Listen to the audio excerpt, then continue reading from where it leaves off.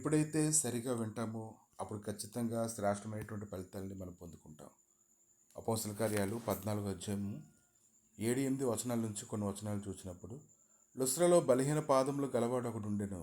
అతడు పుట్టింది మొదలుకొని కుంటివాడు, ఎన్నడూ నడవలేక కూర్చుండి ఉండువాడు. అతడు పౌలు మాట్లాడుట వినెను. పౌలు అతని వైపు తేరి చూచి స్వస్థత పొందుటకు అతనికి విశ్వాసం ఉండని గ్రహించి, నీ పాదములు మోపి సరిగా నిలువమని బిగ్గరగా చెప్పినప్పుడు అతడు గంతులు వేసి నడవసాగాను. ఎప్పుడైతే ఈ బలహీనమైనటువంటి పాదములు కలిగినటువంటి వాడు అపోస్తలుడైన పౌలు పలికినటువంటి మాట వినడం అతను నడవడం ప్రారంభించాడు.